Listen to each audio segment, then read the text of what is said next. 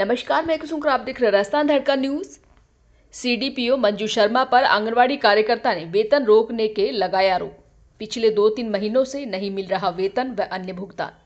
आंगनवाड़ी कार्यकर्ता ने CDPO doctor Manju Sharma पर पिछले 2-3 माह का वेतन व अन्य भुगतान नहीं करने का आरोप लगाया। आंगनवाड़ी कार्यकर्ताओं ने बताया कि बजट आने के बाद भी भुगतान नहीं किया जा रहा। पिछले वर्ष के अन्य भुगतान मार्च माह के बाद स्वतः ही खत्म होने के भय से सभी आंगनवाड़ी कार्यकर्ताओं को भारी आर्थिक नुकसान हो सकता है। इस पर आंगनवाड़ी कार्यकर्ता ने सीडीपीओ डॉक्टर मंजू शर्मा से भुगतान किए जाने का आग्रह किया, जिस पर मंजू शर्मा ने बताया कि मैं सीडीपीओ के पद पर हूं ही नहीं तथा मुझे भुगतान करने का अधिकार ही नहीं है। मैं भुगतान नहीं कर सकती। इस बात को लेकर आंगनवाड़ी कार्यकर्ता नाराज होकर भुगतान करने को लेकर हंगामा किया तथा ज्ञात रहे कि 5 नए आंगनवाड़ी केंद्र का बजट भी आया हुआ है, वह बजट भी समाप्त हो जाएगा। बाल विकास परियोजना अधिकारी डॉक्टर मंजू शर्मा का चेचट कोटा से डेगाना सीडीपीओ के पद पर स्थानांतरण 7 जनवरी को हुआ, लेकिन सीडीपीओ मंजू शर्मा को पिछले 3 महीनों से वेतन नहीं मिला है। डॉक्टर मंजू शर्मा ने बताया कि विभाग के अधिकारी मेरे साथ मनमानी करने का आरोप लगाए, जिसकी सूचना विभाग के उच्च अधिकारियों को दे दी गई है। आंगनवाड़ी कार्यकर्ता व सीडीपीओ डॉक्टर मंजू शर्मा के हंगामे को लेकर उच्च अधिकारियों ने दुर्गा सिंह उदावत ने बताया कि सीडीपीओ व आंगनवाड़ी कार्यकर्ताओं का रुका हुआ भुगतान 2-3 दिन में कर दिया जाएगा। इस पर आंगनवाड़ी कार्यकर्ता किरण देवी, ज्योति जोशी, शायरी देवी, सुनीता चौधरी, रफीका बानो, मैना देवी, मंजू देवी, मंजू मेघवाल, मुकेश कंवर, रामेश्वर, धापू देवी, ज्योति, लीला देवी, शांति देवी, माया कंवर, उर्मिला जैतल, सुनीता, मंजू कंवर, मधु शर्मा, इचरत कंवर, ललिता, सीमा सहित अन्य आंगनवाड़ी कार्यकर्ता मौजूद रही। Bureau report, Jaipal Singh Rathore. हाँ सा पहले बात तो है सीडीपी ऑफिस में हम आज पहले नाम बताओ, पद बताओ। बोल रही हूँ हाँ। आज हमारे गीता सर और जाकेरा सेक्टर की 2 की मीटिंग रखी गई है, सेक्टर मीटिंग मासिक, उसमें हम आए हुए हैं। पिछले 3 महीने की पेमेंट हमारी रुकी हुई है।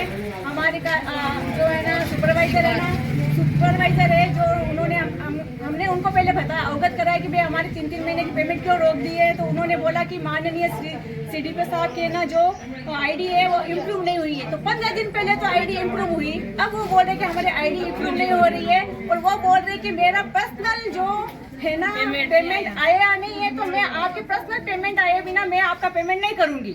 और हमारे मार्च एंडिंग सबके खातों में 20-20 हजार रुपए आते हैं, जैसे कि मोबाइल डाटा का, पीएमवाई का, और जो दिवस सीबीएसई प्रोग्राम बनाते हैं उसका, हमारे इसके अलावा मानदेय का, और जो हम गरीब बच्चों जो गर्भवती महिला है उनके 4-4 बार जाके उनके घर पे फिर के उनके पेमेंट के पैसे जमा करवाते हैं। हमारी सुपरवाइजर उनका काम बाकायदा करती है, आगे नागौर तक है, मगर उनका भी पेमेंट इन्होंने रोक में रखा है। और अभी 3 दिन की जो हमारी आवासीय वो हुई थी, सेक्शन हुआ था, उसका भी पेमेंट इन्होंने रोक में रखा है। वो बोल रहे कि मैं उस पर सिग्नेचर नहीं करूंगी। तो आपको तो एक सिग्नेचर ही चाहिए। आपने जब पद लिया है, आप सीडीपी बोल रहे हो, यहाँ पे आप केंद्र पे जाके चेक कर सकते हो। यहाँ पे जो बाकायदा सुपरवाइजर जो और काम करते हैं वो बेटे उनके साथ आप हमारे मतलब एक काम वर्करों को बोलो, वो काम फलाना वर्करों को बोलो, ऑर्डर दे सकते हो। फिर हमारा पेमेंट और हमारा जो बकाया बनता है हर महीने 2 फोटोग्राफी करते हैं, उनका पेमेंट कुछ भी नहीं करवा रहे, वो एग्री नहीं है इसमें।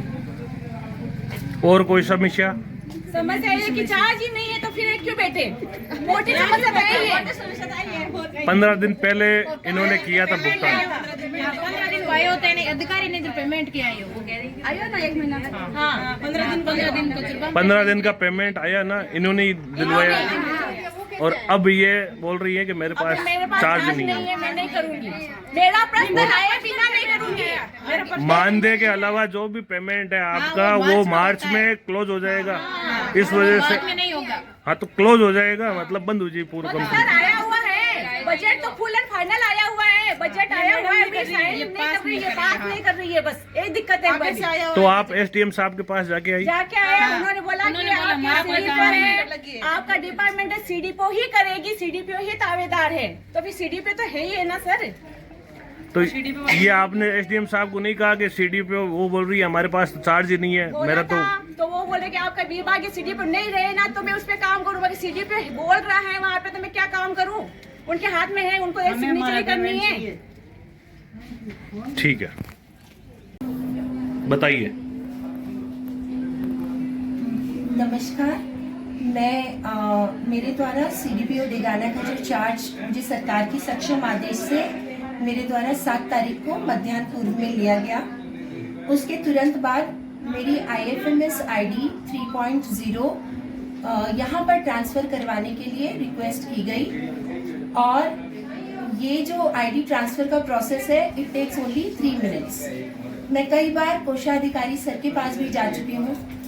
वो ID ट्रांसफ़र इसलिए इम्पोर्टेंट है क्योंकि ऑनलाइन रिकॉर्ड्स में अभी भी मेरा मुख्यालय CDPO चेचट मुख्यालय रामगंज मंडी ही बोल रहा है।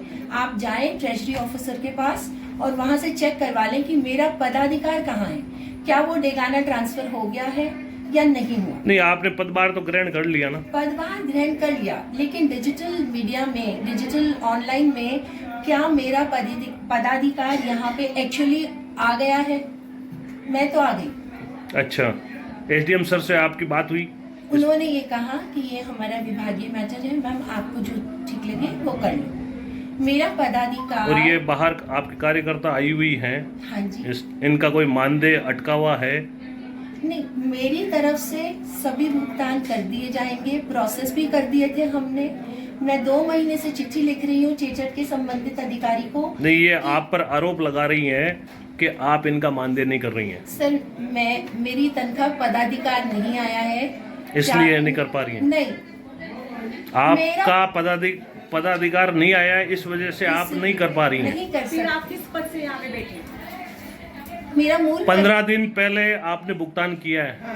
हाँ, मैंने किया। वो किस आधार पे किया? इस आधार पे किया है कि मैंने पत्र लिख दिया था संबंधित चेचट का जो चार्ज था श्री हरिशंकर जी को। अच्छा। और उन्होंने कहा मंजू जी भेज रहे हैं, आपकी ID ट्रांसफर हो रही है, तो मैं ट्रस्ट तो करूंगी ना कि हाँ संबंधित ने मुझे बोला है, भेज रहा है। लेकिन उस बात को 28 फरवरी को लगभग 2 महीने हो चुके हैं। अच्छा। अब ये 3rd मंथ मेरा चालू हो गया है। अगर यहाँ पे डेगाना में मेरा पदाधिकार तो यहाँ नहीं बोल रहा, अभी भी रामगंज मंडी चेचट बोल रहा है। आप इस पूरी चीज का कोषाधिकारी सर के पास जाए, डिजिटल मीडिया पे देखें, उनसे पूछिए कि मेरा मुख्यालय क्या डेगाना ट्रांसफर हो चुका है उनके राजकोष की ट्रेजरी में, जो क्योंकि सारे पेमेंट्स ऑनलाइन होते हैं, OTP से होते हैं।